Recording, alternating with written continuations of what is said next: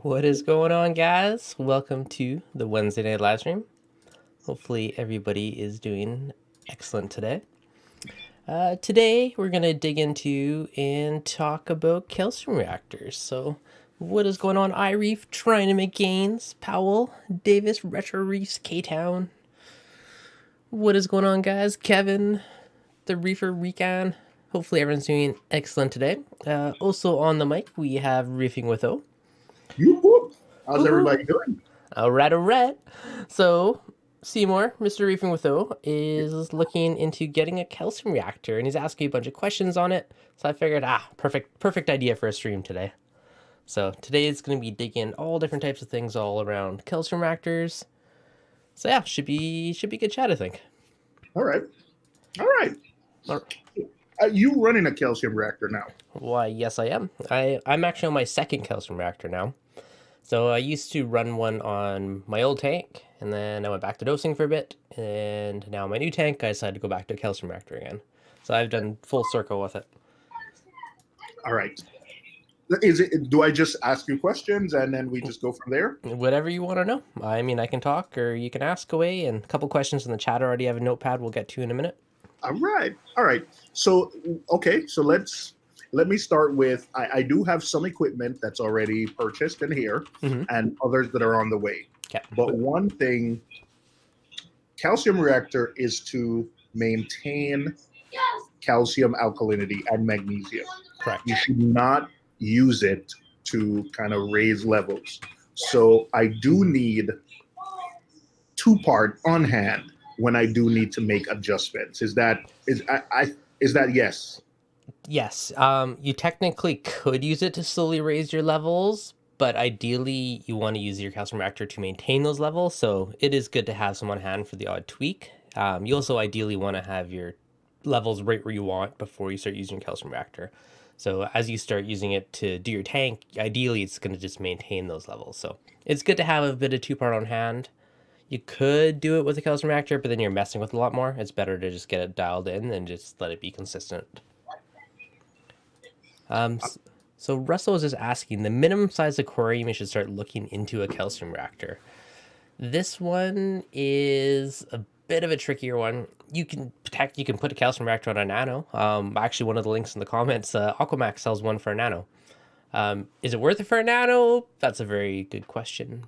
Questionable. I'd probably just dose, to be honest. But if you're doing, like 150 gallon plus, then you probably want to look at a calcium reactor. But again, I mean, it's a 400 gallon softy tank or a 90 gallon wall to wall Acros is a different story, right?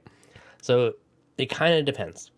So a lot of people say the bigger the tank, it's worth it, but really the heavier the core load, if you're dosing, 50, 60 mils a day of calcium alkalinity, that might, start to be considerate.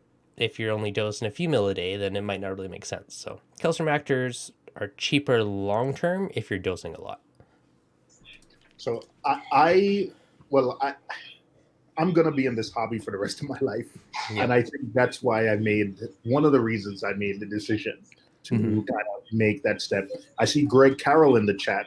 And I think because I've asked you, Dev, I've asked Greg, I've asked Reese Keeper. I've just been asking everyone who I know that has a calcium reactor, just trying to gather as much information as possible. And I think when Greg told me that, once you have everything dialed in, he just checks his alkalinity. Yep. Because the calcium reactor is balanced, he knows the other levels. I think that's when it started to dawn on me and say, hey, there might be not that you want to go away from testing, but less testing and stable.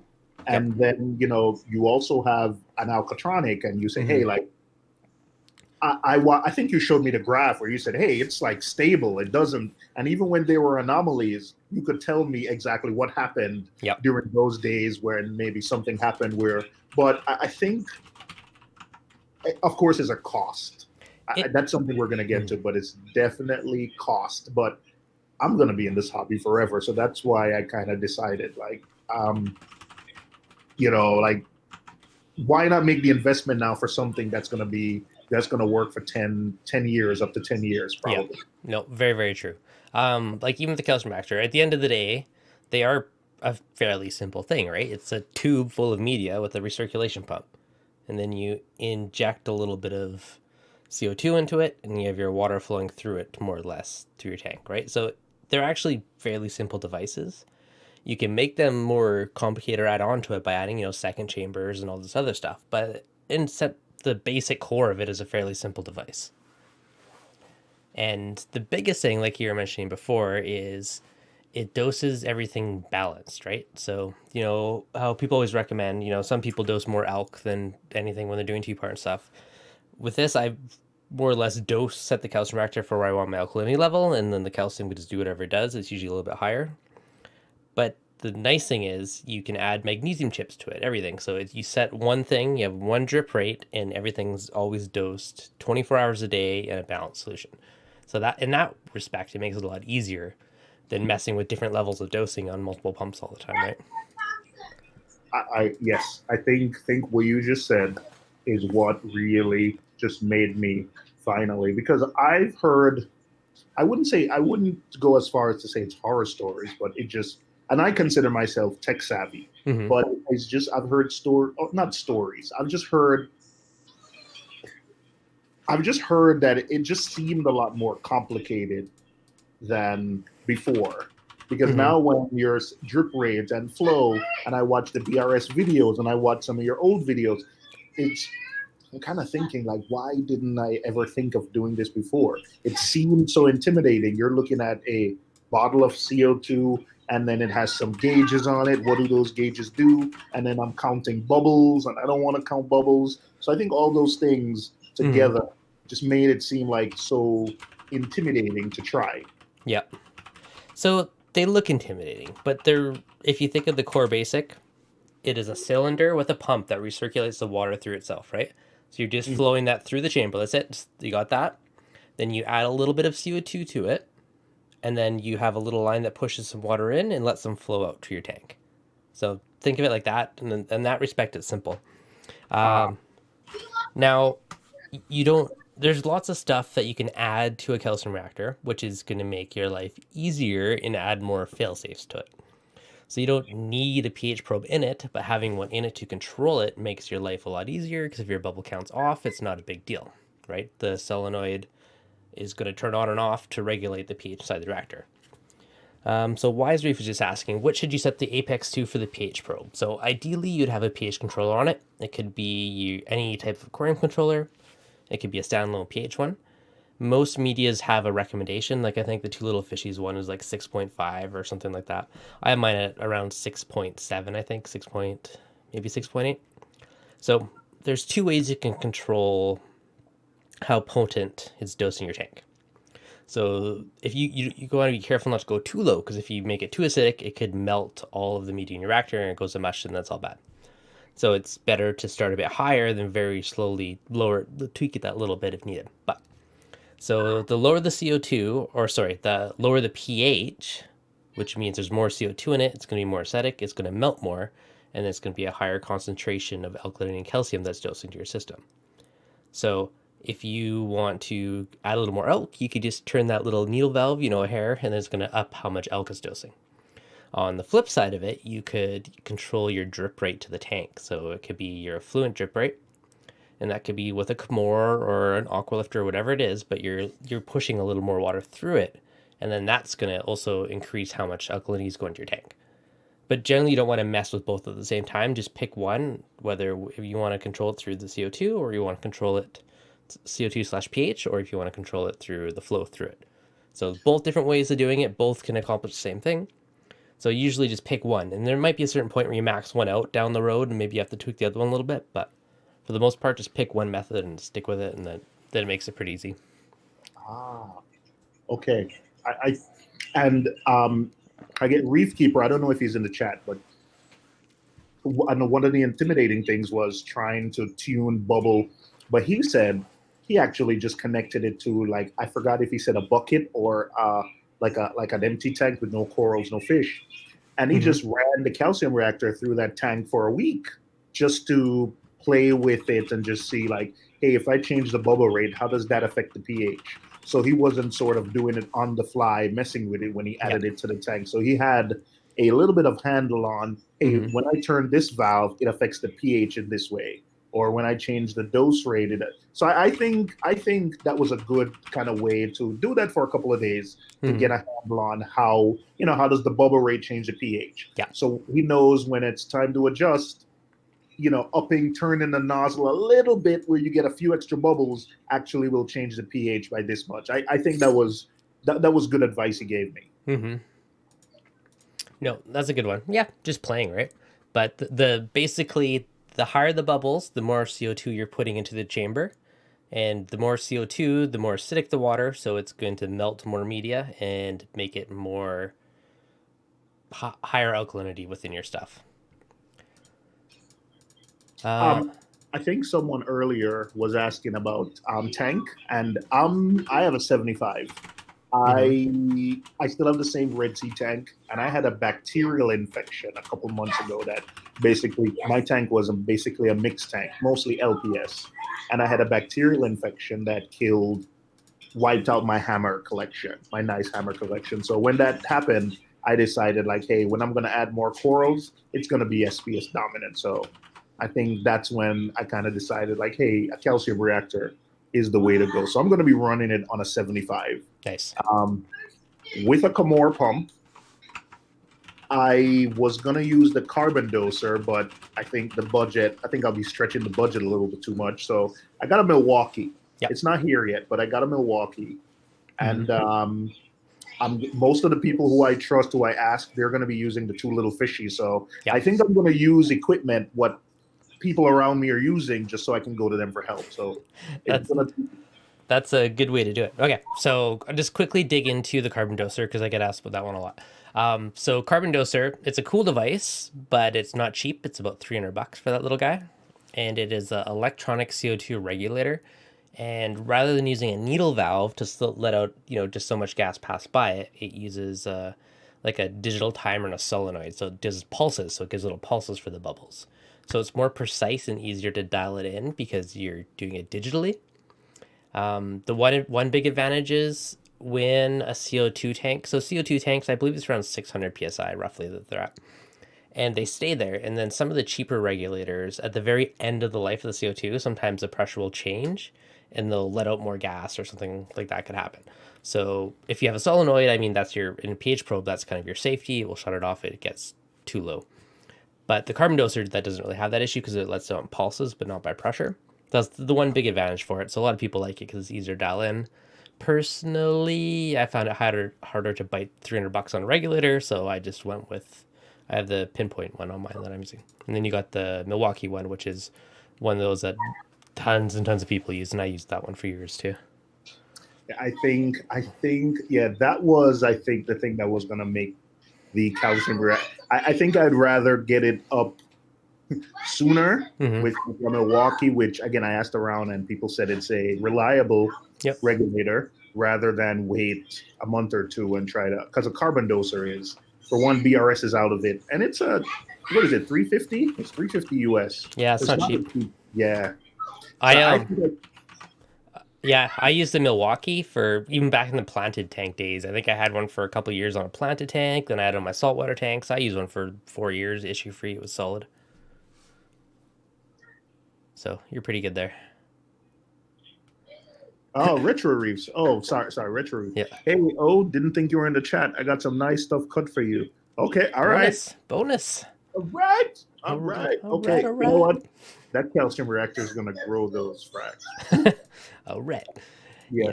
Oh, and I don't know if I mentioned it, but Vertex calcium reactor. That's what I'm going with. Nice. Good choice. Oh, this bad boy's already here. Yes. I saw your video, Dev. Nice. Excellent. Let me know if you have any questions setting it up. I think I'm going to use it as my pillow tonight. Just sleep on it. It's not as cushy, though. It's a little hard, that acrylic, It looks so soft and cuddly. It looks soft and cuddly. So. Yeah. Nice. So Reef God Watts asking, what's the best calcium reactor? I'm going to say Geos and Vertex are probably the most popular ones. Poseidon at the Niagara Coral Shot had a really cool one that looks similar to Vertex. It was kind of an interesting design. The super duper fancy one, I think it's called Del Salco or something like that. Destaco. That's probably like the quote unquote Cadillac of them, but it's crazy expensive. but Yes, it has and some weird way of regulating itself, and yeah. yeah, it does. I maybe I'll get the terminology wrong because I'm not 100% versed on. But from what I understand, it's a little bit simpler because I don't think you need to regulate the CO2 in it, but it uses like a media that's harder. So Okay. the pH, you don't control it because you just I guess set the bubble rate and just let it go, and it goes really low. But the media is so hard it can take that lower pH. Yep. So is that I think I might be totally wrong and be messing up the terminology, but that's what when it was explained to me. Okay. No, that's good to know. It's more knowledge added on it, so I'll I trust have you. the Vertex. I just have a thing about like those thumb screws. It's not that I don't think they work. It's just a pet peeve. It's just a pet peeve that I just don't like, and I like that the Vertex screws on. Yeah. It's on. Yeah, I just it's the 80 screws and you turn it and lift it. yeah, and Vertex, even their skimmers and stuff are like that. Yeah, I'm not trying to put down another calcium. It's just a pet peeve of mine. Yeah. I have really fat fingers, and I just hate nylon screws or screws like that. So That's fair. that's why That's I a went with fair the point. Vertex. All right. So McCullum's Reef earlier was asking about Aqua lifter versus peristaltic pump. Okay. So on the cheap end, you can buy an Aqua lifter for like $30. They're little workhorses. They just go and they work. They push water through it. So if you're using an Aqua lifter, I mean that's your most affordable way to do it. Or you could pipe it off a manifold, which also works for reactors. Now the only downside to that is, like for instance, if you had it on a manifold, if some of your medias get clogged or you change your media, something happens, it's going to change the flow through it, and it's going to mess with how much is being dosed to your tank. Aqualifter, on the other hand, if it's the only thing on the pump, I mean, it's going to be fairly consistent, probably not a huge issue. On those pumps, you'd use like a airline or a pinch valve on your output, and that will control how much your effluent drip rate is. Now, if you're using a peristaltic pump, historically, what were they called? Master Flex was probably the most common one. They're like hundreds of dollars for like used medical ones off eBay, and they're massive, but lots of people like those. And the advantage of that is you do not restrict the output. It's just free flowing, and you use it on your input mainly. So it's using a very precise medical grade pump, continuous duty peristaltic pump. The newest one out is from Comor, which is made for the aquarium hobby. Same technology in a super tiny package. That's what I'm using. And the one thing that I like about it is you can say how many mils per minute. So if I'm like, oh, I need a little more calcium, I walk over, I turn it, and I'm like, okay, I'll go from 24 to 26 mils a minute. And it makes it super easy to adjust how much it's dosing to your tank. Now, the other quick thing, since we're on this anyways, you can push through it or pull through it. I have mine pushing through it. Some people like to pull through it. I know Randy on BRS, he's a big advocate of trying to pull through it. That way, if there's ever an issue or something got clogged, then it could only potentially drain what's in the reactor. But pushing, I just find it seems to work a little better, and I find it a bit quieter that way. Pushing versus pulling? Yep. Click Clacks asking if I like the Aquamax Calcium Reactor. I have not used it personally. CJ used to use it.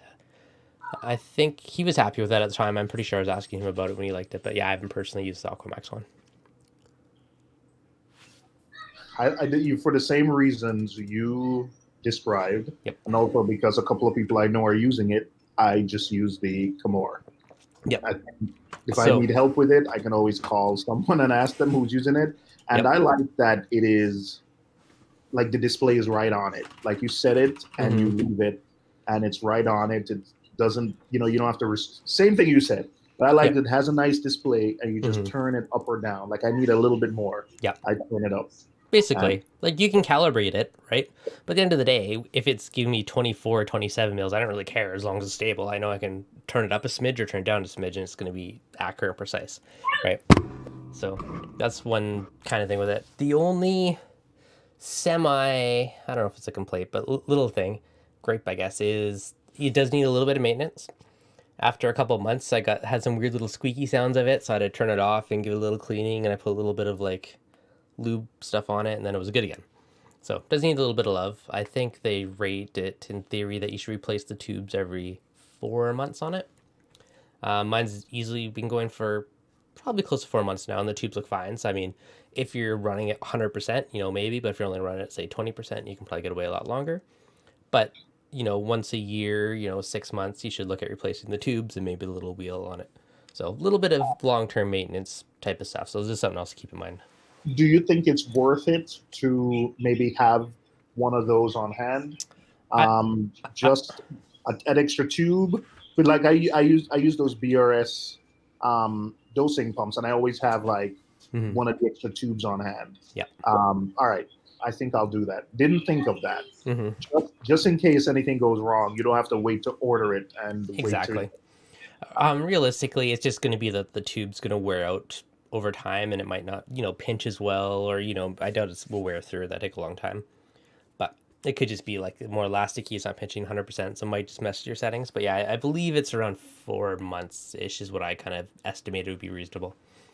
So yeah, I would have a couple. I think they're only $5 or $6, so it's not a huge issue. All right, I have an extra slot on my FMM, and I think just as I don't know, just fun times, I might add like a flow meter, one of those really small Neptune flow meters, just to. I won't be looking at that for any accuracy, but since I have an open slot, just to see, just for fun.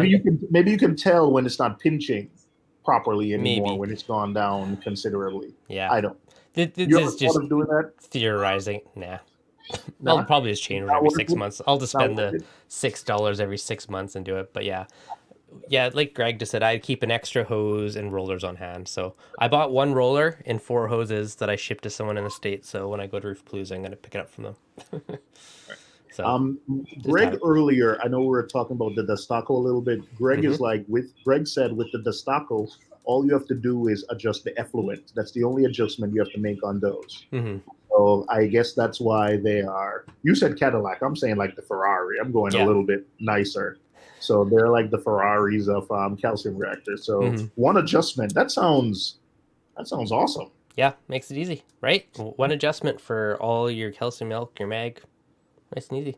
Yeah, that's when I'm doing the dream tank in the next lifetime. In the next one, not this lifetime? Yeah, no, I don't think I'll be able to afford a Destaco in this lifetime. In the next lifetime. I don't know much there, so they're expensive. Okay, one of the other questions earlier from McCullum's Reef that copied. Love to hear, so small reactors in a limited space, or how far from the tank can you put a calcium reactor? You could put it as far as you wanted. It really comes down to your feed pump that can push it in and out. Like a peristaltic pump, like the Camor or like a Dose or something that does the proper peristaltic, like pinches it, they can do 20, 30 feet, no problem. So you could have it pretty far away. And you don't necessarily have to have the CO2 close either. You can. Nope. Okay. Because I in my setup, a calcium reactor is going to be close to the tank, but depending on how much space or what, I still haven't decided what size CO2 can I'm going to go with yet. But that might be a few feet away. 5-10 feet away. That doesn't matter at all. No, the only consideration is when you're doing the hosing from your CO2 to the reactor, just make sure you buy CO2 approved tubing. If you have a long span and you don't use CO2 approved tubing, it could, leak a bit out of CO2 out, and you're just wasting extra gas. So, wait. Is that really a thing? It's legit. So I don't know if it's from the molecule size or what, but I know that's why they have CO2 approved tubing.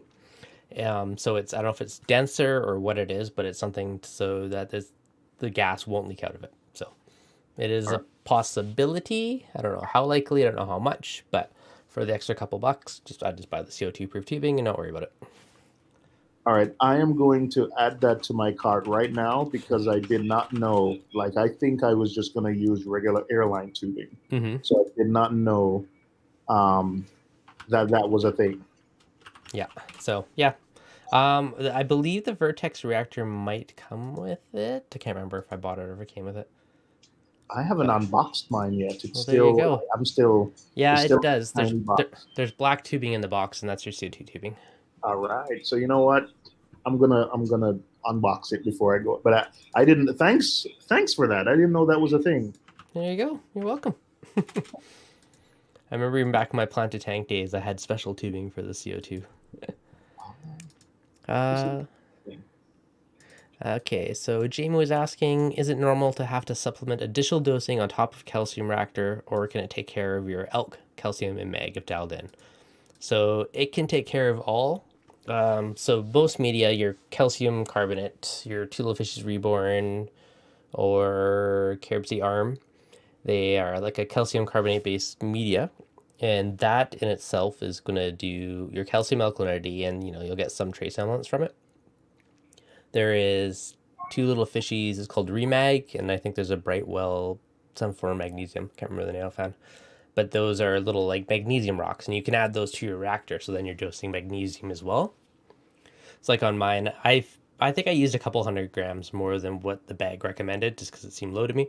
But it just simple as open up your reactor, throw another handful of rocks, then you're good. You just raised your mag dosing. But one of the big things for me is I like that I can literally once a year, top off or refill stuff and not worry about it. Aside from that, if my elk's going a little bit low, I walk over, turn it up a little bit, and I'm good to go again. So that part makes it easy. What size CO2 tank do you have? I saw in your video that you have a nice one that's painted to match the color of everything. What size is that? I went with a 10-pound tank. 10 pound. All right. I think that's what I'm going to do. Mm-hmm. How I cannot. There's a place surprisingly like real close. Mm-hmm. But they said if you buy the tank from them, yep. and it's a little bit more expensive to get it from them, but if you get it from them, you won't have to even refill it. You don't have to worry about getting it certified. You just swap it. Yeah, so that's nice. I think that's what I'm going to do. They say, hey, just, you don't have to buy it or you just rent it from us. Mm-hmm. And then you come and refill it, pay the refill fee, and you just drop it off and pick up another one. Yeah. And it's going to be hidden in a cabinet somewhere. So maybe the aesthetics of it isn't going to be as important. You don't have to paint it. That's just a me thing. Okay, actually, I've been asked by many people, they're like, are you allowed to paint? Are you supposed to paint it? I'm going to say, I don't know. It depends on your area. I asked the place where I got it filled, and they didn't care. So I said, perfect, and I painted it. But I would check where they were. How long does it take to refill? I know it's different everywhere, but... Physically filling is probably like 10 minutes. I just drop it off and usually pick it up at the end of the day or the next day. Oh, okay. Okay. Where to fill them is another question I get asked a lot. Usually places that certify or do fire extinguishers will fill it. There's gas places that will do it, paintball places, or beverage places where they'd fill up like kegerators for like beer fridges, that type of stuff. I found a welding. Ooh. Welding shops too, yes. You know what, Devin? You just gave me an idea. There might be a place that's literally 2 blocks away. It's a beverage. Yeah, it's a. Ooh. So, okay. You just said beverage. I didn't think that the beverage. Yeah, beverage supply shops are awesome, right? Because, it's food grade. Most of the time it's going in like either a pop dispenser or a beer dispenser. So that's a good way to do it. There's a beverage place like a few blocks, like literally a 5-minute walk. Maybe I'll ask them before I pull the trigger on that. I might just stop in and ask. Mm-hmm. Yeah. Rossi's corals. Would you ever make a tank larger, like 500? If I had the cash and the space, yes. It would be fun. It's, you know what? It sounds fun, but I think that is getting to. I wouldn't want my hobby to be too much work than a hobby. Yeah. You know what? I think. I think the 200 to 300 range is sweet spot. Mm-hmm. And if I ever need more space or need another challenge, I think I would set up species-specific tanks, because then if something happens, you can always take them down. If you set up a 500-gallon and life happens, like that's a tough thing to break down. Rather, if you have an SPS dominant 200, 250, and you decide, I want to get into seahorses or something, you can probably set up a seahorse tank, whatever size. But then when the seahorse becomes bored, because that happens when you get tired of it or anything, or something happens, it's easy to break one down versus breaking down like a 500. That's a tough ask. If I was to build a house or had, a decent budget for it, I think it'd be cool to have like a big in-wall one. I like the shallow look. I would probably keep it, like not crazy high, but do it really long in the wall. I think that would be awesome. But yeah, it'd have to be like, I'm staying in this house for a long time, and then maybe. Sorry, Rossi, but Debbie daughter. Yeah, I'm just worried about work life. You know what? The one thing about me, I'm liable to change my mind. Like I could be convinced to change my mind. Don't hold me. to anything.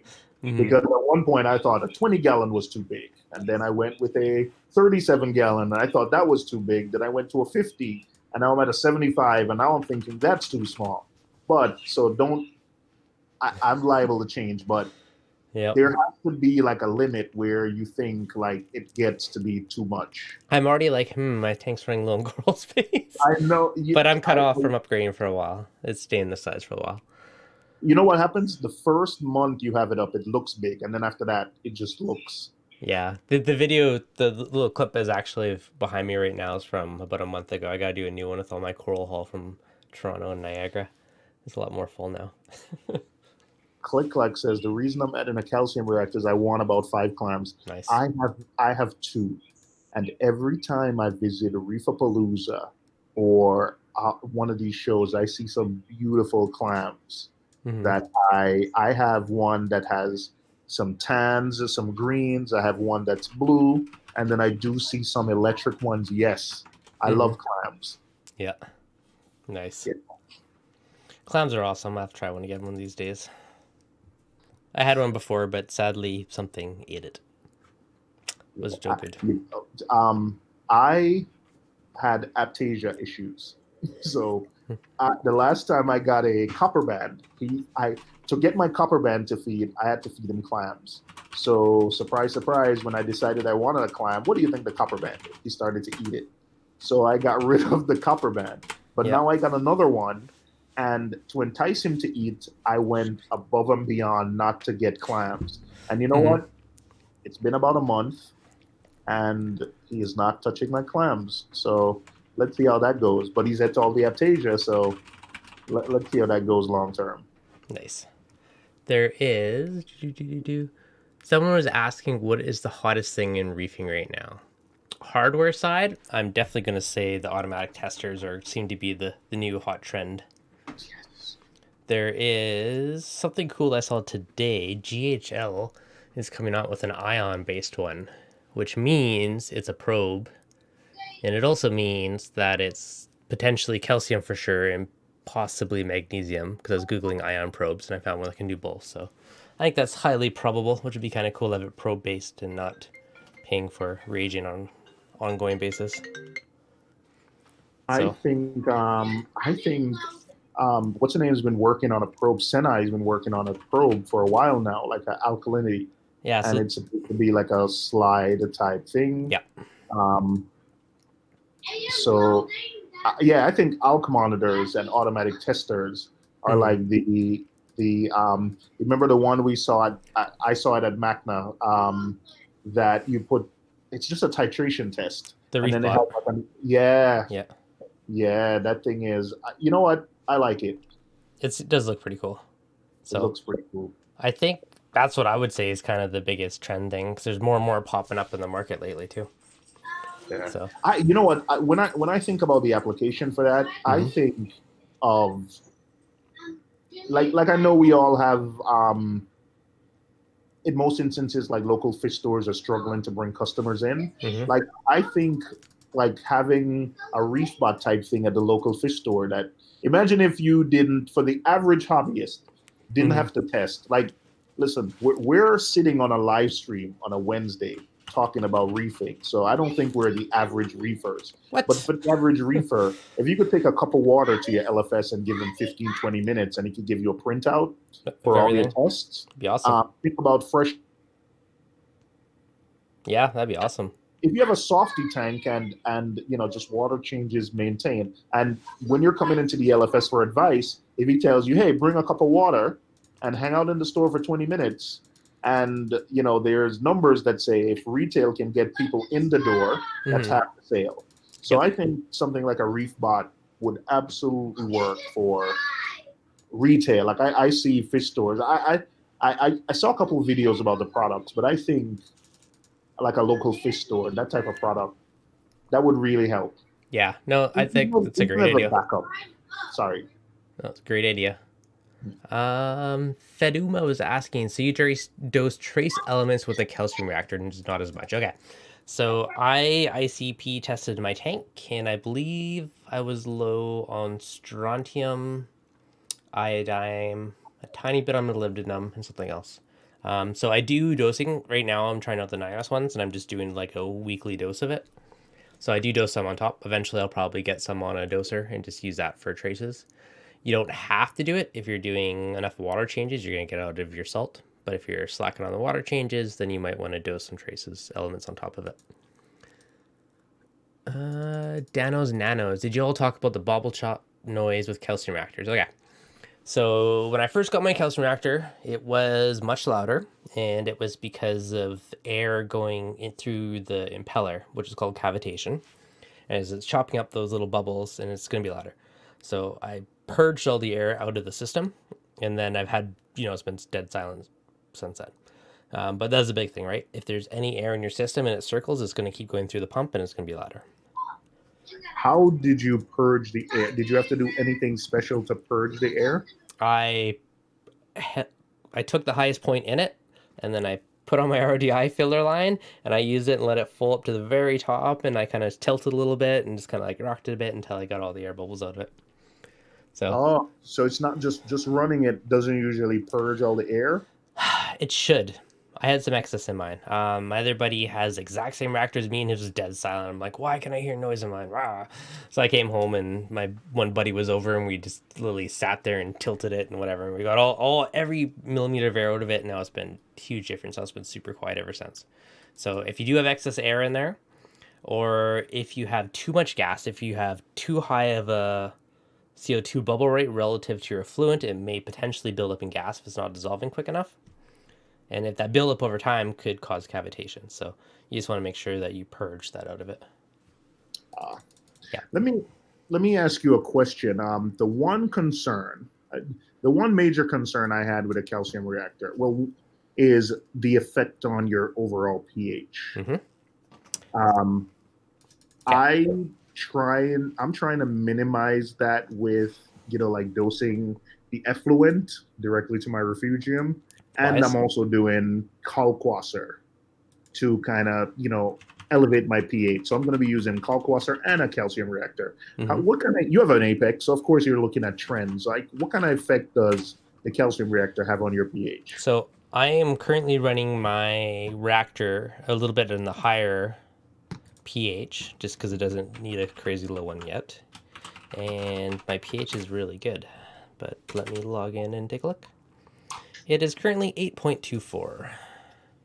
So my calcium reactor is running at about 6.9 for the pH with inside my reactor. And the pH of my tank is 8.16 to 8.26. So I got about a 0.1 swing. Okay, that's excellent. Yeah. It must be all that fresh Canadian air. The average used to be a bit lower. Since I put on the AI Prime Fuge, it actually did a decent boost to my pH, just because it's growing Chaeto so fast in there. So that really helped quite a bit. Now you have that big Kessel in your tank, so it should be similar for you. Yes, yeah. I am.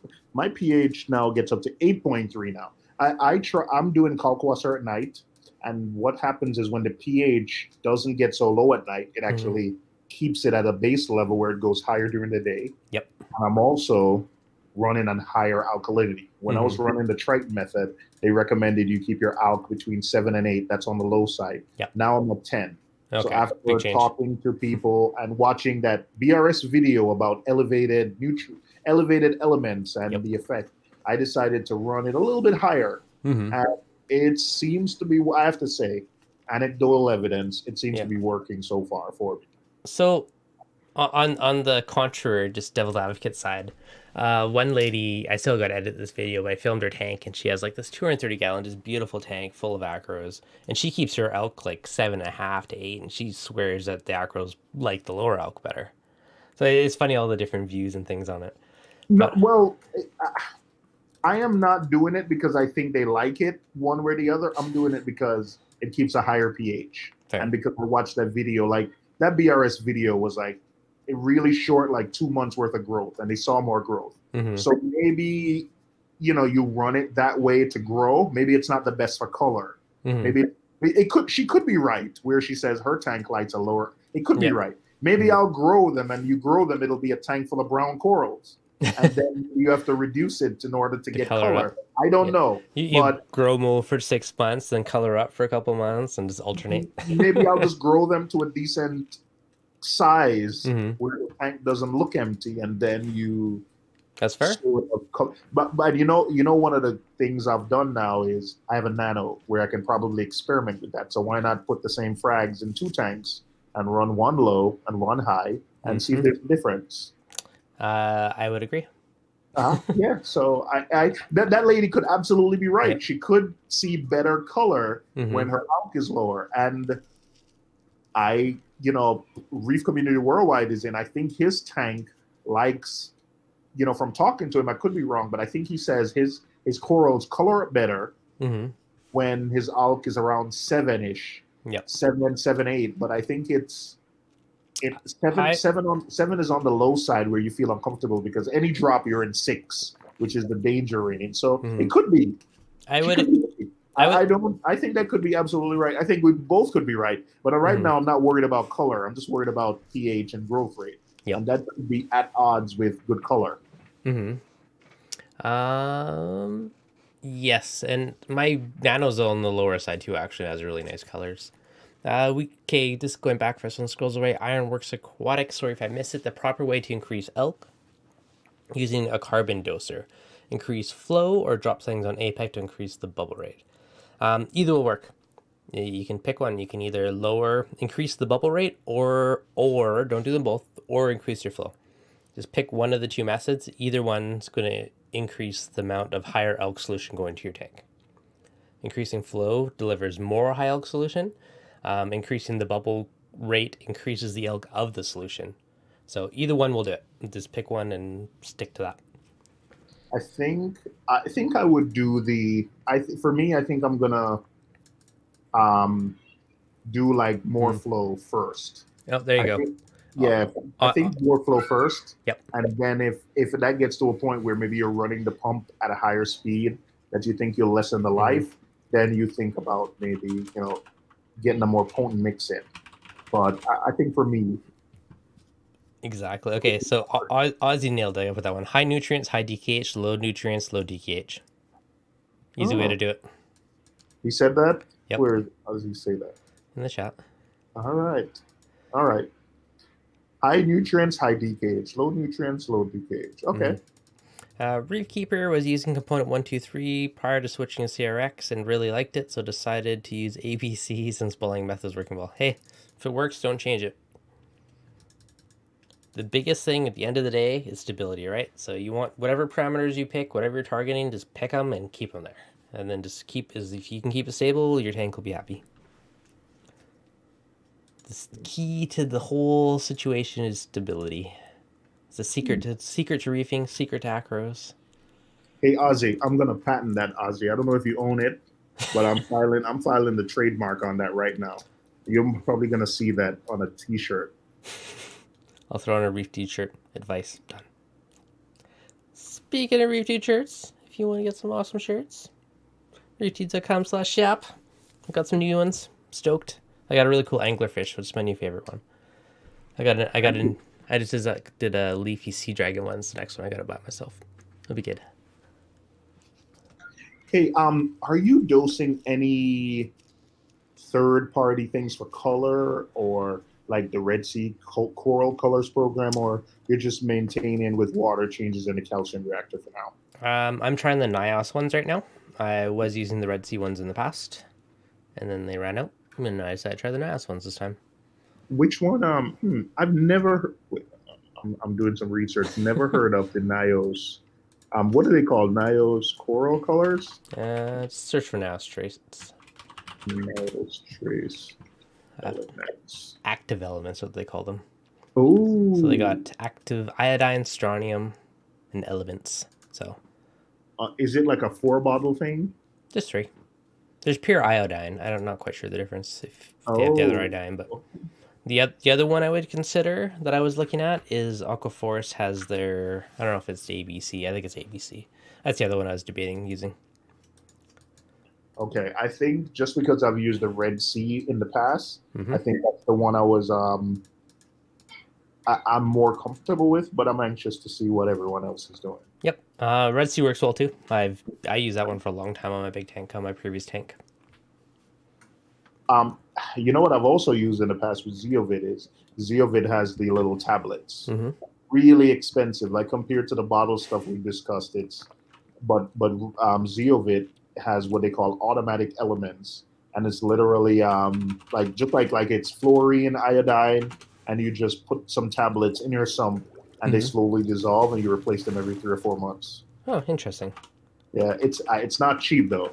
I Yeah. remember it when I was doing Zeovit because Zeovit you can dose the little blue bottles, and I just got tired of. They were like at one point I think I had like 7 or 8 different blue bottles that I had to do on a weekly or monthly basis. But That's a good chunk. Yeah, it's a lot of little bottles. But yeah, eventually, I whatever I do, it's going to end up on a dulcer. But I went away on a business trip once, and I came back, and the tank wasn't looking so well, and my wife was taking care of it. And I'm mm-hmm. not trying to blame her. And my instructions were, hey, just dose the little blue bottles every day. And when I came back, the tank, obviously, you knew something was wrong. And she's like, I Mm-hmm. follow your instruction. I dose the blue bottles every day. And that's when, like that sweating feeling came over you and said, shoot, like all the bottles are blue. Yeah. And I literally looked on the shelf and everything was blue. Like not everything needed to be dosed every day and at the same concentration. So yeah, Okay. yeah. Yeah, that would do it. One of the things I noticed in the past when I was overdosing one of them is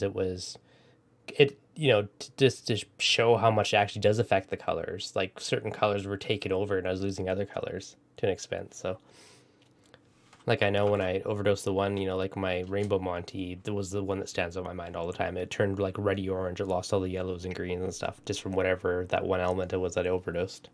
Ah, okay. So I mean, they definitely do affect the coloration. Like that's proof right there. Okay. I think I'll do the automatic elements, but maybe do it at like I think Zeovid had their own like rate at which you should, depending on how much calcium alkalinity your tank was using, I might start off with a lower dose Mm-hmm. than what I recommend. Yep.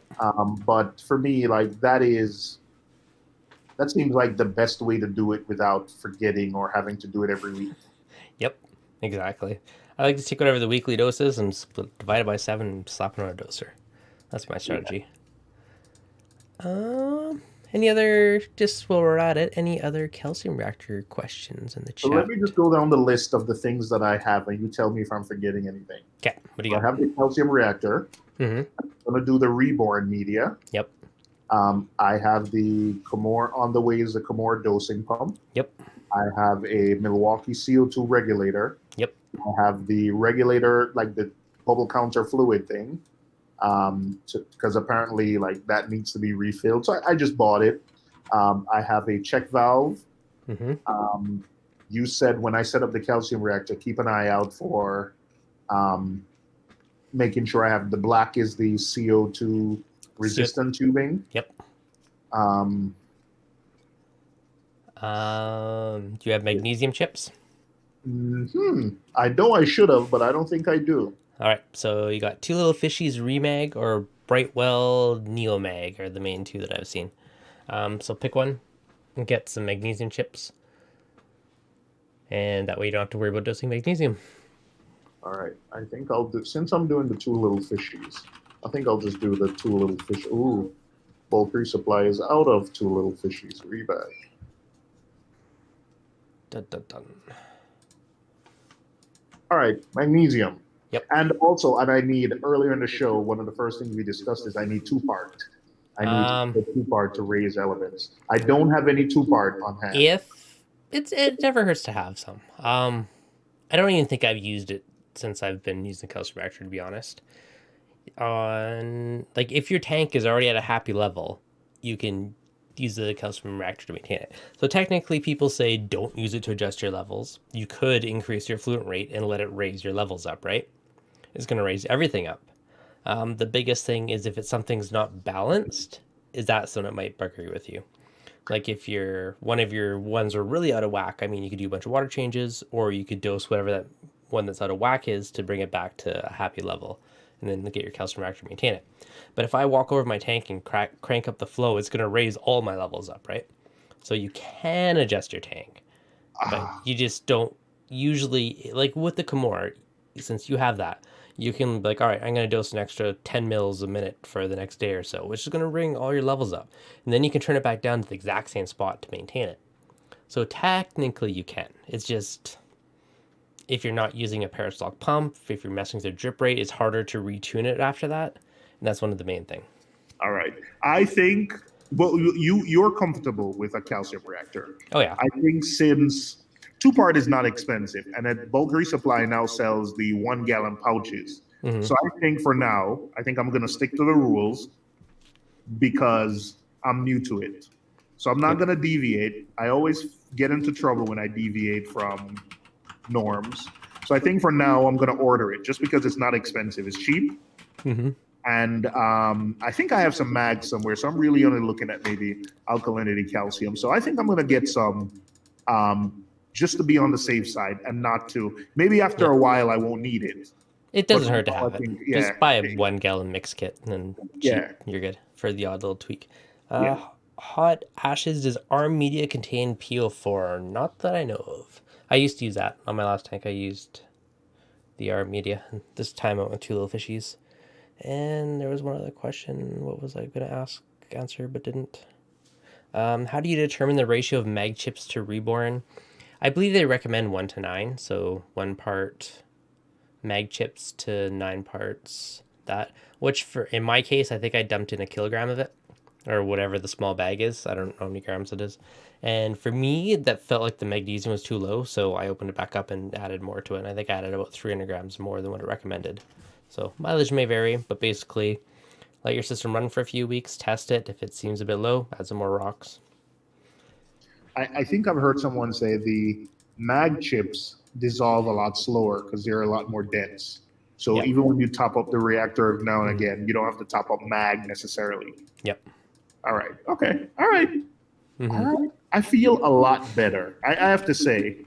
Warm and fuzzy reactor feelings after today? You know what? I think it was so intimidating because you hear people talk about, oh, you got to be careful. You don't want to turn your things into mush. And this mythical mush was always kind of hanging over your head, like, you don't want to do mush. And but like I said, I've called up, I've spoken to Reef Keeper, I've spoken to Greg, everyone who I know who runs a calcium. I've spoken to DC, and I think I feel a lot more comfortable now with a calcium reactor than I'm actually a little bit disappointed in myself that as someone who's messed with pretty much every other piece of equipment on a reef tank except for a calcium reactor, I'm a little bit disappointed that it took so long for me to mess with it to get one. So the only time you're using a pH controller with a solenoid is kind of like your backup thing with your reactor. Yep. So having that basically negates that risk of the quote unquote turning to mush. So usually they'll have a recommended media or pH, and usually it's around 6.5 ish, just to say. I'm running on mine at 6.8, 6.9, somewhere up there, so higher, just so it dissolves slower, the pH going to my tank's higher, all that type of stuff. So having, what am I getting at? I'll at your Reef Boy TLR super chat. Thanks for sharing your knowledge. Thank you so much for the super chat, and always happy to help. Much appreciated.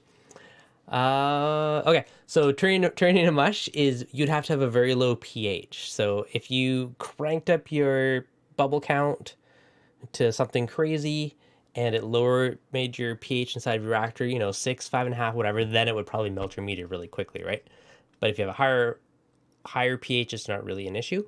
So having a pH probe inside of your reactor, controlling a solenoid as a backup plan to keep it within a specific range, kind of negates that risk or issue. I'll let you, Reef Boy. Thank you very much. So, especially the pH probe is really not that much of an issue because you have that one. So you're good. Yeah, I feel a lot better. And I hope, I am buying like SPS. So my wife isn't listening, so yes, this is turning into an SPS dominant tank, slowly but surely. But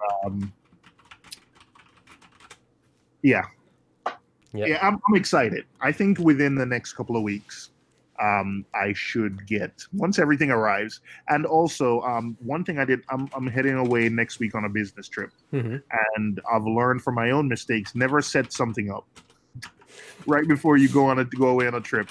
Always seems to get burned. So Okay. What do I want to say? Like a sneak peek thing. I have a new skimmer that arrived right before Toronto. I'm like, nope, not setting it up. So it's. I set up my Clara See 2 weeks ago just to give myself 2 weeks to see how it performs. Yep. Before I, by the way, calcium reactor and probably an alka monitor is probably, but so far for me, like this is the single best thing on my reef tank since sliced bread. The water is so clear, like even at night when the lights are off, you see, geez, like why didn't I do this before? With the Clara See? Yeah. Isn't it nice not changing socks all the time? It's nice, and the water is clear. It is crystal clear. Like when the lights are off, you can look, like even at night when the lights are off, you can see that the water is clear. Yep. Clear. It's amazing, right? I love it. Between that and running ozone, it is crazy. Like it's the fish, if I didn't have a background on the fish would probably be floating in the air, which is pretty awesome. It is amazing. I am loving the Clara See. Loving the Clara See. Nice. No, it's awesome. Do you run your bypass open at all? I do. I partially was debating, can your water be too clean?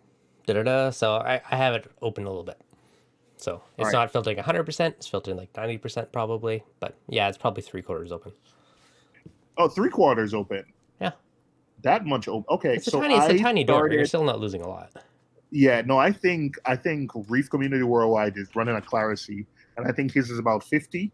I think I have mine a little less than 50.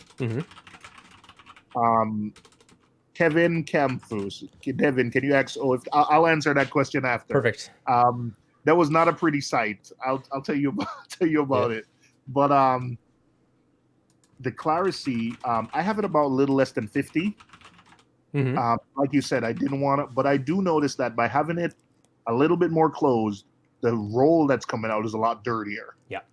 And I am running very slow flow through my sump. So I think I still gives the skimmer a chance in that chamber to sort of get at whatever is the Clara See's missing. But I'm really happy with it. Nice. And I think I'm going to get a month out of each roll, which in my mind is. So I think I had just shy of that. It was a little over 3.5 weeks out of my last one. And over time, it's going to get longer and longer. Just because, a couple months ago, I used brand new tank, new sand. I had tons of little particulates that are still working their way out every time I mess with the sand bed or my RAS head dives. One other tip, if you have it raised up a little bit higher, like set the water line just above that little door, the water column inside of it will put more pressure in it, and it will, it seems a bit more efficient doing it that way. That's what I did. Well, that was the only way I got it to fix. Yep. So literally, the entire thing is almost out the water because some space is so tight, and like the venturi of the skimmer, I needed to raise it so high that it could fit under it. So I think that might be why I think I'm going to get a month out of it, because mine is so high, so it puts more pressure on it. Perfect. No, that's good. All right. You're on it. It wasn't by choice. It was just that was the only way I would get it to fit. Perfect. Now back to the question about the Dremel. Yes. So basically I have a Trigger Systems Triton sump, and I needed to cut out the basically cut off the lip to get the Clara See to fit. I used a wood saw. Yeah. Not I think I shot some video. It's not a pretty sight, and I'll eventually make a video, but it was not a pretty sight, and it's not. If Dev or someone else who's more DIY. It probably would come out neater, but it got the job done. That's good. Clara See fit, skimmer fit, and life is good. Perfect. So no complaints. And I didn't cut myself. I didn't lose a finger, so I considered that a good day. Nice.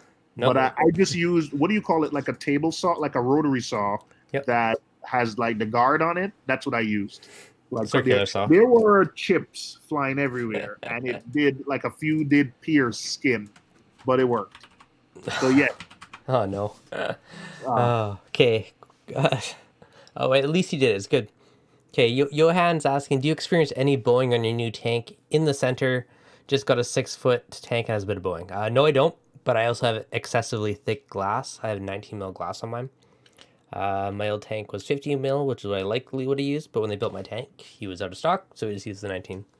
So it's overkill thick, but yeah, there's like barely anything. If you put your eye on the edge of it, you can see like maybe a millimeter in the middle, like half less than that. It's like so subtle. So no issues there. But if you use center glass, then you definitely want a brace or a Euro brace. Oh wait, he has a glass tank that's bowing? It has to be acrylic if it's bowing, right? Well, no, glass still will too. Okay, so the thickness of your glass is more or less based off the height of your glass, because as you go up taller and taller, you're going to put more outward pressure against the glass. So the higher it is, the thicker you need to go. Okay, But yeah, no, you'll still get a little bit. Okay, all right. Had an explosion of growth, double my effluent output to keep up with my elk and lower pH. Oh, so interesting point actually. I had a big dip in my elk the other day. Thankfully, okay. If you ever have an alkalinity tester, an automated tester with a calcium reactor, it's a beautiful thing. So I had, because I added when I was in Niagara, I got a ton of frags down there, so I mounted tons of stuff in my tank. And then the other day, my elk dropped a little bit. And usually, I'll see a drop, like whatever, I'll wait a little longer for the next test and see if it's still trending. So another random tip is don't, instantly react, if it might be a missed test or something happened. Next test happens again, still dropping. So I'm like, okay, this morning, go in there, crank up my effluent rate by another 2 mils a minute, see how that affects it. But adding all this new coral, it finally settled, and I guess it's starting to grow now. And so it's sucking up more elk.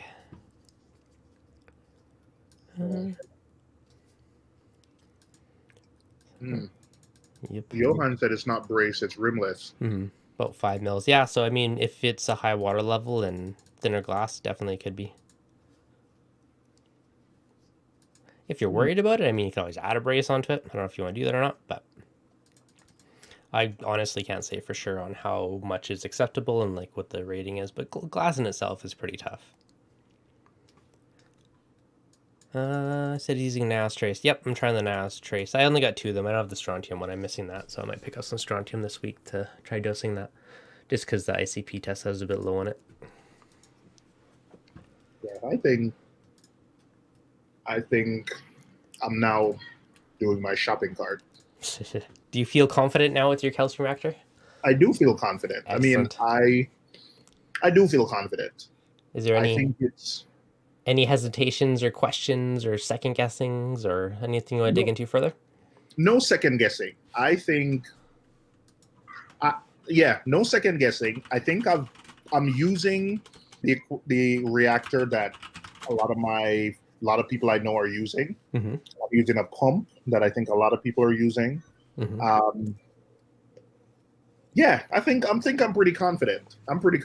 And with the refugium, I'm confident that maybe I can mitigate some of the pH loss, especially with the dual chamber, like the vertex. I think a few weeks ago I was asking you questions about the second chamber with the vertex, and I wasn't planning on using it because of space, but I think I've made some space, so I'm going to use that second chamber in order to gas off some of that excess CO2.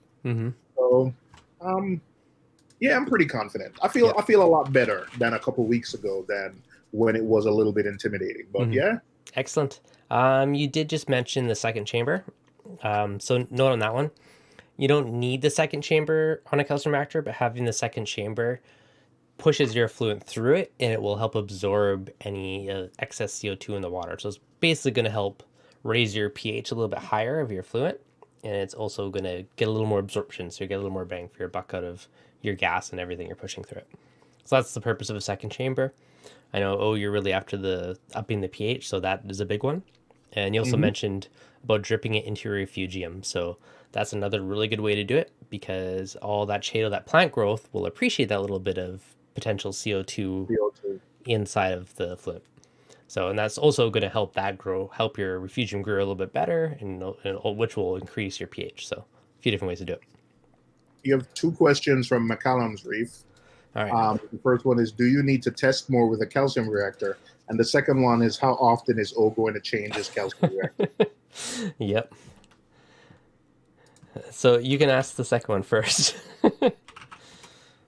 I'm starting to detect a pattern here where people think that, listen, I am not changing. Well, I'm not. You know what? Hey, the reason I haven't made any videos is because I am not changing anything. Like, I still, believe me, I still have the same tank. Then probably what you get. Still have radions. Haven't changed lights. I haven't changed skimmers. I haven't changed anything. So I am not changing anything. Perfect. But funny, watching videos now, and I see people make small changes to their, like, for instance, I'll watch someone and, hey, a coral isn't doing well, so they adjust the lights and the flow to make that one coral happy. And I look at it, and it caused some internal so me to sort of look at myself and say, is that really how I go around and like change lights and change flow? So I'm a more mature reefer now, McCallum. So I'll see you in 6 months. We'll be able to compare, see the results in 6 months. I'll come back in 6 months. Okay, fair enough. Okay, so the other question was around, do you have to test more or less? So I find you have to test less once it's dialed in. So when you first set it up, you want to test a lot until you get dialed in, until you can test, wait 24 hours, test again, have the exact same reading. You're all good. You could wait a week, test again, exact same reading. You're dialed in, you're perfect. So if I didn't have an automated alkalinity tester, I'd probably test alkalinity weekly. Once a month, I'll try and test the whole tank just to test everything, make sure it's all good. But the beautiful thing about a calcium reactor is that it doses calcium, alkalinity, magnesium in equal portions 24 hours a day. So I don't really need to test calcium magnesium because I know that the reactor's taking care of it. And if alk's good, the rest are good. So I still try and test once every month or so of everything just to double check and confirm. But for the most part, I find it less testing because it's all good. Right. So hopefully that kind of sums up that one. Talking about tanks bowing in the chat. Yeah, you could always add the Euro brace to it if it's give you a big chunk of peace of mind. It adds a ton of stability to the tank. You might have to drain a little bit to get rid of the bow, and you could glue in your glasses. Get the glass drop to cut a strip if you're concerned. Definitely a good way to go. Oh. Yeah. The retro reefs. You're the man. Oh, I got this orange passion frag. Let me look that up. Ooh, frags. Who doesn't love frags? Mine died. I had the super tiniest little frag of it, and it died. I was sad. Ooh. Yep, it's a nice one. Man. Yep. When it's happy, it looks pretty killer. Oh my gosh. Nice. You know what? If a calcium... Oh. What? What did you discover? So Reefkeeper, when I dialed my calcium reactor, I was testing every day for 2 months. Same reading every day. I think I can go wild now. Exactly, right? So when you're first dialing it in, you're going to test daily for a couple days until you can test, wait 24 hours, test again. It's the exact same reading. And then when you hit that point, you're good, and you can start stretching out your testing. Then I was asking who's the guest today. The guest is Reefing with O. It is? It is. It's you. Oh, yeah. Oh, sorry. I forgot. Oh. Oh, yeah. You're like, what? We're live? Oh, sorry. Oh no, no, your video is actually hidden. There you go. You want to show your camera? Oh, you're hiding it again. No, I am trying to tell Alexa to turn my lights on. She's not replying. Okay. Yeah, so reefing with O was swap into a calcium reactor and had a bunch of questions on it. So I figure I'm gonna suck them into a live stream, and it's perfect to chat on the air about it. Wait. Okay, wait. Let me hide my video. Oh, there you go. No, wait. No. There you go. No, wait, Oh, wait. yeah. Oh. That one? No. Oh. There you go. Let me just resize the window so you fit. Bloop. I see a giant fancy vertex box. It's like the whole screen. Yeah, baby. Oh. That's the new sexy reactor. That is not. Oh, I would unbox it, but it's NSFW. Ah. Not safe for streaming. No, it's too exciting. Who knows what will happen back there? A big smile. You're excited for it. Hey, I don't think I've been this excited for a piece of equipment in a while. Yeah, I am excited. I think I'm ready to take this to the next level. That's good. This is getting really advanced reef keeping over here. This is, you know me. The minute I get something, I just want to open it and just get it on the when you open, like I just opened it, the smell. Woo. Yep. I'm gonna go on mute for a little bit, just so You're just getting excited over there. You're getting too excited. So Wise Reef, is it safe to push the Kimura? Okay. Yes, it is 100% safe, but the one thing I'm pushing with mine, the only thing to note is with a lot of reactors, like I know at least with the Vertex, it comes with a needle valve. And you do not use the needle valve with a peristaltic pump. So if you're using the Kimura, you don't use anything to restrict the flow, because if you are restricting the output, you're going to build a pressure inside it. If you're pushing, you're going to build up pressure inside of your reactor, which could, eventually lead to a leak or something else like that there. If you're pulling, you could create some kind of vacuum. Basically, don't restrict the output if you're using a peristaltic pump. Moral of the story. He's pretty happy over there. Look at him. He's admiring his reactor. He's like, pretty vertex box. You're muted, oh. Oh, I'm sorry. Yes. Yes. Yeah. Beautiful. I'm basically copying Dev now. Yeah. I am copying Dev now. So he got Nero 5. I got Nero 5. He got a Vertex reactor. I got a Vertex reactor. So that's what it is now. I'm mini Dev. Yeah. I'm not going to tell you what my new skimmer is yet. It's actually still sitting in the box. It's sad. I was going to unbox it and do it, and I'm like, I can't put it on my tank before I leave town. If it starts with a letter that is later on in the alphabet, then I know. We'll see later. We'll see. All right. Boy, Vertex makes quality equipment. I bought not one but 2 media reactors, probably overkill. Yep. And could have went with something cheaper. Vertex, it does. There's in the Apple feeling. 100% agree. Even like it is when you open the box, it has that little slow, super tight thing. It's all pristine. But even like the screws and like the lid on the calcium reactors, like double O-rings. Like they do a lot of extra little top-notch things. So I appreciate that. I have used a ton of skimmers. I've dropped the Vertex lid in the tub while cleaning it. Did not shatter. Yeah. Vertex, as far as I know, Vertex is the only skimmer that I've ever purchased that comes fully assembled. Think about that. Like the acrylic is so strong, they use threaded to screw the top on, so you're not spilling skim made by trying to.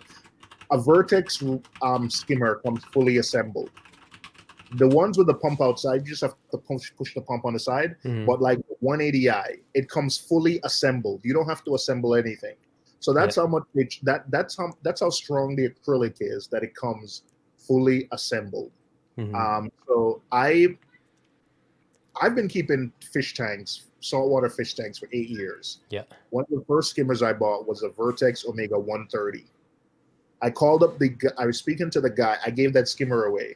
So that skimmer, 8 years, been running, still humming along. the guy who I gave that to is still using it. So 8 years that skimmer's working.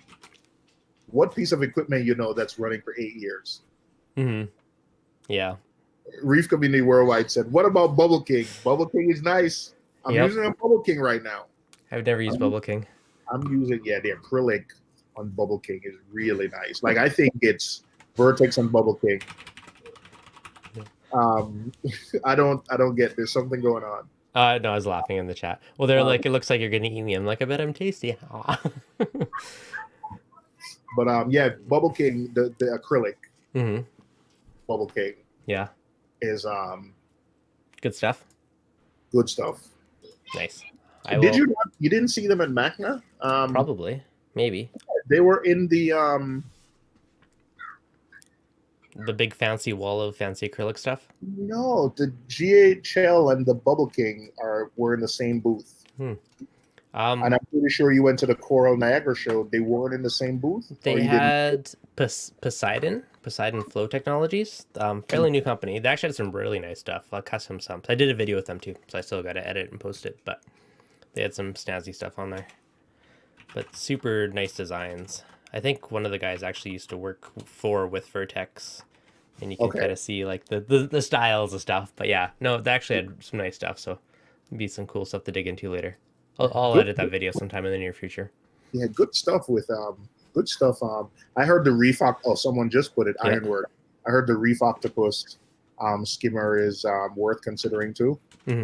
Pump alone on Bubble King is $500. Is that $500 or 500 pounds, Paul? Dang. Yeah, Bubble King is really that's the Ferrari of skimmers. Yeah. Especially in the UK. But I have to admit, they get better support on their products in the UK than we do here in the US. Yeah. Yeah. Tidal Garden said, I had bad luck with the Red Dragon pumps. Yes, I think that's documented that there were some Red Dragon pumps that were terrible. How's the Trident? I don't have a Trident. The Alkatronic is doing well. Are you sure? Positive. I don't. Yeah.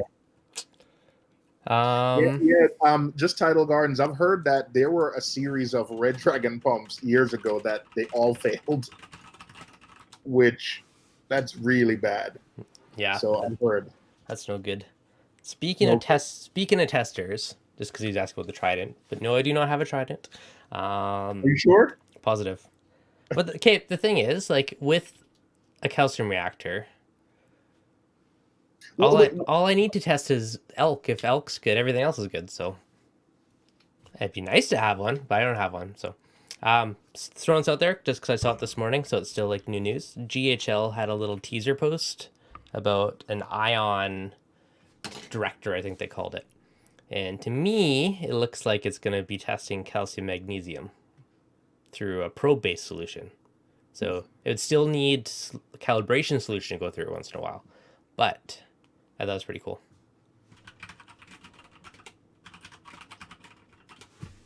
But yeah, so that could be a kind of a cool new one coming up. So it's kind of exciting if companies start coming out with probe-based stuff instead of reagent-based stuff. So could be some cool stuff on the horizon. Honestly, I think this is gonna be like year of the testers. Like there's tons of crazy stuff. That's like the reef trend lately. I think so too. Yep. I am Paul says in the UK Bubble King stuff has a 10-year warranty, which would be amazing. Yep. That is way better than what we get here in the US. If you get a 10-year warranty, then that is amazing. That is good. They have better warranties in the UK. There's like some rules or laws or something where stuff must have a certain thing, so they tend to get bigger stuff right off the bat. Yeah, I think they do. But that is nuts, though. I'm actually very jealous of that. Yep. So I think they give. So in the US, the only companies in the aquarium industry, of course, that I know of that give better than the standard 1-year warranty is Tunzi Pumps have 2 years. Yep. Except for I think they have some new magnetic pumps that they give a 5-year warranty. I I don't know anybody else who gives. I know Kessel Lights are 2-year warranties. Mm-hmm. I don't know anybody else who goes more than the standard 1 year on stuff. Yeah. Yeah. There's companies that will go above and beyond to help customers who are having issues outside the warranty period. Mm-hmm. But in terms of like, yeah, yeah, I don't know anyone. I think as far as I know, Tunzi Mm-hmm. is the only one that goes like standard is more than 1 year. Yeah. It's nice when they do. Just throwing out there in the chat if there's any other Calcium Reactor questions. Shoot. Ironworks Aquatics, today's my birthday. Happy birthday, buddy. Happy birthday. Yep. Tidal Garden's best service I've received was from Ecotech. There you go. Vertex is 2 years. Double there you go. Vertex is 2 years? Yep. Yeah. I have to say, I mean, I don't want to say publicly, I like, number one in my book is Ecotech, and then a close second is Tunzi. Yeah. And then honorable mention would have to be Vertex, because when you have a product that runs for 8 years and pump doesn't break, when your stuff doesn't break, you don't need warranty. I think that gives you an honorable mention. Like, I've never had to use Vertex's warranty service for anything, have them fix anything, because the stuff just doesn't break. That's a good sign. There is a thing when your stuff is so well built that you don't need customer support. I'm not saying, but I've used enough Vertex products where I'd never need support on their stuff. So, yeah, Ecotech, hands down. Their lights, like, I'm not gonna say they give, but I contact Ecotech, and they always at least try to assist whenever we're having issues. Yep. There's been times where I've had lights that the cords frayed out, and it was a little out of warranty, and they say, "Hey, send it in," and then it showed up back a few days later fixed. And I don't want to say like, "Hey, send Ecotech your stuff and they'll fix it," but yeah. And you know what put Ecotech number one for me?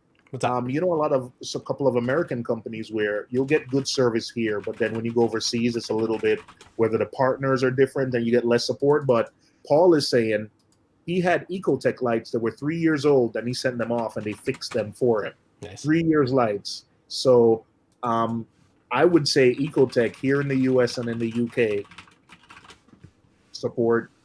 So I guess they choose their partners carefully also. So they get a double thumbs up for me.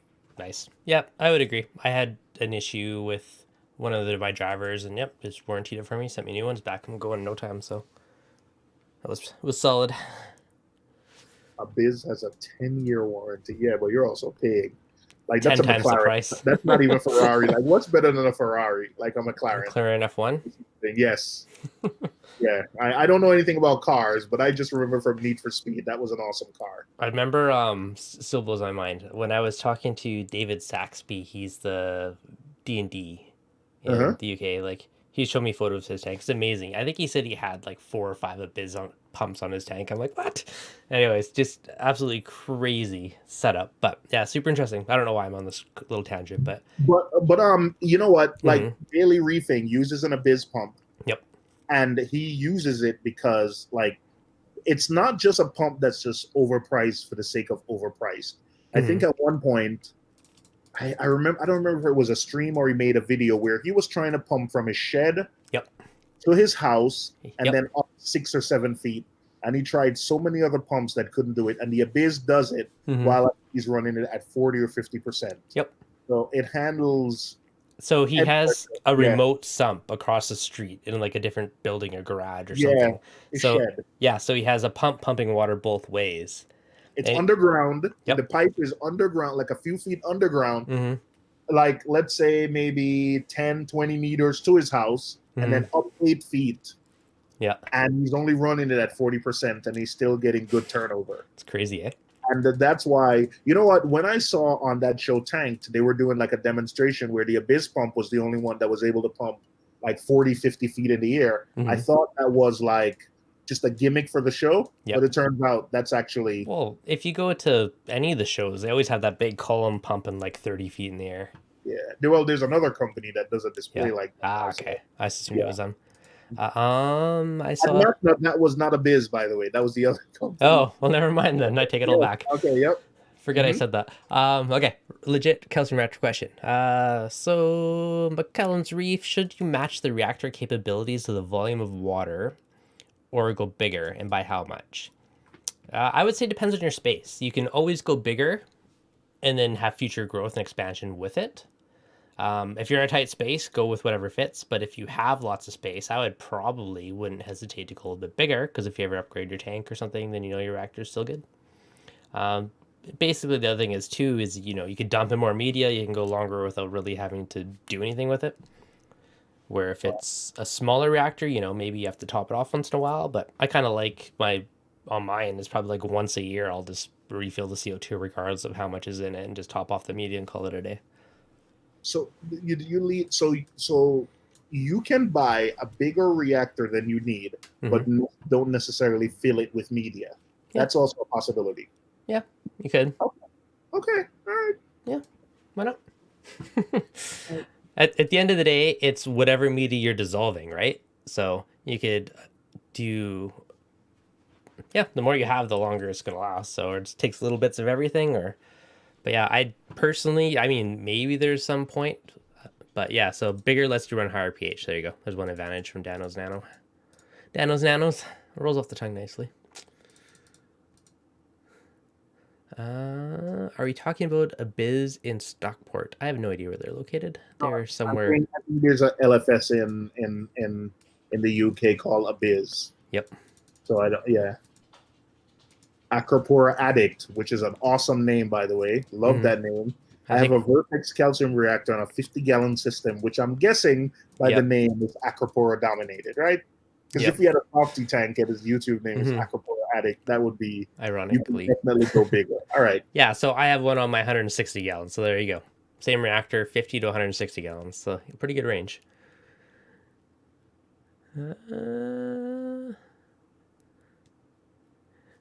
Have you never had your calcium drift? I used a Vertex calcium reactor a few weeks ago and reporting that my elk was stable around 9. Okay, so mine in general will fluctuate over a 12-hour period, zero point 0.1. So it will go from, like 8.19 to 8.29. The next test is 8.19. So it's literally about a zero point 0.1 swing over that 24-hour-ish period. And your calcium doesn't swing at all? Well, I don't test that constantly, but my elk has a zero point 0.1 swing over 12 hours. And it's the same consistent back and forth. So that's super stable, super easy. Ah, Yep. yeah. And Okay. Um, Tidal Garden said I've used only Geo and Life Reef. Life Reef. My God, is that the guy Jeff in Colorado that hand builds stuff? I have not That heard of is, Life Reef. I'll have to look that up. Geos is yeah, another one that's super popular. Like I'd say Geo and Vertex are the main two that I see out there. yeah, Life Reef. There's a guy in Colorado that like I think he hand builds stuff, Technically, and it's they're probably all hand built, every brand. yeah. The website looks like it's from like 1996, Mm-hmm. so don't pay attention. But apparently, this guy has a waiting list. Like I think even on his website, you can see a schedule where if you order now, you might get something built in a couple of months by the end of the year if you're lucky. Oh, what? But apparently, he has a really popular Hey, following. And hey! people love his stuff. I think I used to have one of those. I just Google imaged it, and one of the images looks like my old one. That didn't really But have a brand or a sticker. It was some yeah, random one I traded a case of beer for and then redid all the plumbing because it was like a silicone disaster mess. But anyways, one of the designs looks like one of his old designs. Huh, there you go. Apparently I had one. Never even knew. What's going on, Michael? Joining at the end. You're late, buddy. Welcome, welcome. Going to sleep. Thanks for the stream. Thanks, Paul. Thanks for hanging out. On that note, I do have to cut it pretty quick because I have to be somewhere in 15 minutes. all But right. thanks for joining today, guys. It was a good one. Seymour, hopefully you learned lots and you're all gung-ho all about the reactors now. I'm ready. I'm gonna go take it out of the box and sniff it some more. Okay. You're going to give it some love? Yes, absolutely. Excellent. Well, thanks for joining, buddy. Thanks everyone for hanging out. Always good. Healing, you up, healing, We can get baby. end screen music. Singing some Marvin Gaye to Yep. my calcium reactor. Nice. How often do I change the media of my reactor? I can probably go a good year with the reactor before I even have to do anything. Like maybe like I'll top off a little bit, but it goes quite a while. All right, guys. Okay. All right. Cutting her off because I got to roll. Everyone, good night, everyone. All right. Good night. If you guys enjoyed it, hit that thumbs up button. If you're new, subscribe, and I'll see you guys on the next stream.